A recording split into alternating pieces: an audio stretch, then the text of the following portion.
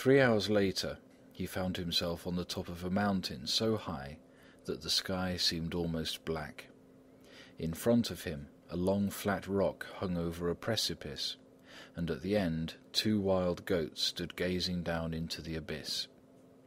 As he had no arrows, for he had left his steed behind, he thought he would climb down to where they stood, and with bare feet and bent back he at last reached the first goat, and thrust his dagger below its ribs. But the second animal, in its terror, leaped into the precipice.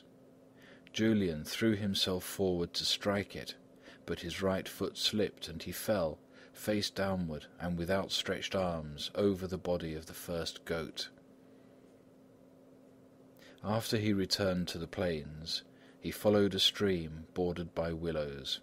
From time to time, some cranes, flying low, passed over his head. He killed them with his whip, never missing a bird.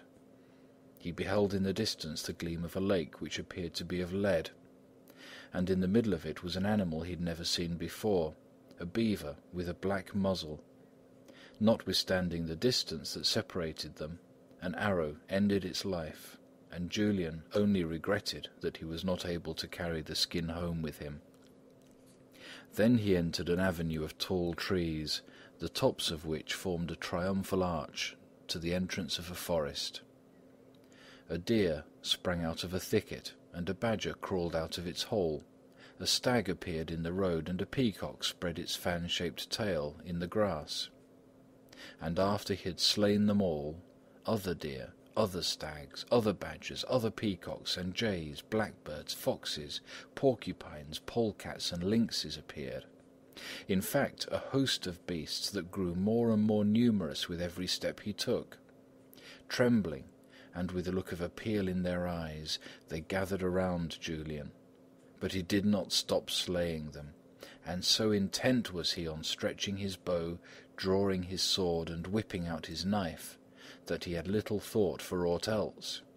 He knew that he was hunting in some country since an indefinite time, through the very fact of his existence, as everything seemed to occur with the ease one experiences in dreams. But presently an extraordinary sight made him pause. He beheld a valley shaped like a circus and filled with stags, which, huddled together, were warming one another with the vapour of their breaths that mingled with the early mist. For a few minutes he almost choked with pleasure at the prospect of so great a carnage. Then he sprang from his horse, rolled up his sleeves, and began to aim. When the first arrow whizzed through the air, the stags turned their heads simultaneously. They huddled closer, uttered plaintive cries, and a great agitation seized the whole herd. The edge of the valley was too high to admit of flight, and the animals ran around the enclosure in their efforts to escape. Julian aimed, stretched his bow, and his arrows fell as fast and thick as raindrops in a shower. Maddened with terror, the stags fought and reared and climbed on top of one another. Their antlers and bodies formed a moving mountain which tumbled to pieces whenever it displaced itself. Finally the last one expired. Their bodies lay stretched out on the sand, with foam gushing from the nostrils and the bowels protruding. The heaving of their bellies grew less and less noticeable, and presently all was still. Night came, and behind the trees, through the branches, the sky appeared like a sheet of blood. Julian leaned against a tree and gazed with dilated eyes at the enormous slaughter. He was now unable to comprehend how he had accomplished it. On the opposite side of the valley, he suddenly beheld a large stag, with a doe and their fawn. The buck was black and of enormous size. He had a white beard and carried 16 antlers. His mate was the colour of dead leaves, and she browsed upon the grass, while the fawn, clinging to her udder, followed her step by step. Again the bow was stretched, and instantly the fawn dropped dead. And seeing this, its mother raised her head and uttered a poignant, almost human wail of agony. Exasperated, Julian thrust his knife into her chest and felled her to the ground. The great stag had watched everything, and suddenly he sprang forward. Julian aimed his last arrow at the beast. It struck him between his antlers and stuck there. The stag did not appear to notice it. Leaping over the bodies, he was coming nearer and nearer, with the intention, Julian thought, of charging at him and ripping him open, and he recoiled with inexpressible horror. But presently the huge animal halted, and, with eyes of flame, and the solemn air of a patriarch and a judge, repeated thrice, while a bell tolled in the distance, "Accursed! Accursed! Accursed! Some day, ferocious soul, thou wilt murder thy father and thy mother." Then he sank to his knees, gently closed his lids, and expired. At first Julian was stunned, and then a sudden lassitude and an immense sadness came over him. Holding his head between his hands, he wept for a long time. His steed had wandered away. His dogs had forsaken him. The solitude seemed to threaten him with unknown perils.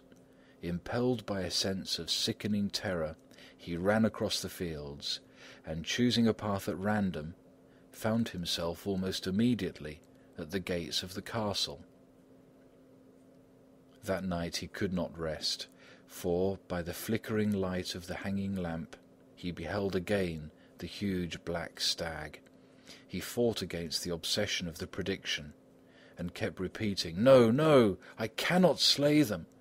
And then he thought, "Still, supposing I desired to," and he feared that the devil might inspire him with this desire. During 3 months, his distracted mother prayed at his bedside, and his father paced the halls of the castle in anguish. He consulted the most celebrated physicians, who prescribed quantities of medicine. Julian's illness, they declared, was due to some injurious wind or to amorous desire, but in reply to their questions, the young man only shook his head. After a time, his strength returned, and he was able to walk in the courtyard, supported by his father and the old monk. But after he had completely recovered, he refused to hunt. His father, hoping to please him, presented him with a large Saracen sabre. It was placed on a panoply that hung on a pillar, and a ladder was required to reach it. Julian climbed up to it one day, but the heavy weapon slipped from his grasp, and in falling grazed his father and tore his cloak. Julian, believing he had killed him, fell in a swoon. After that he carefully avoided weapons. The sight of a naked sword made him grow pale, and this weakness caused great distress to his family. In the end, the old monk ordered him, in the name of God and of his forefathers, once more to indulge in the sports of a nobleman. The equerries diverted themselves every day with javelins, and Julian soon excelled in the practice. He was able to send a javelin into bottles, to break the teeth of the weathercocks on the castle, and to strike door-nails at a distance of 100 feet. One summer evening, at the hour when dusk renders objects indistinct, he was in the arbour in the garden, and thought he saw 2 white wings in the background, hovering around the espalier. Not for a moment did he doubt that it was a stork, and so he threw his javelin at it. A heart-rending scream pierced the air. He had struck his mother, whose cap and long streams remained nailed to the wall. Julian fled from home and never returned.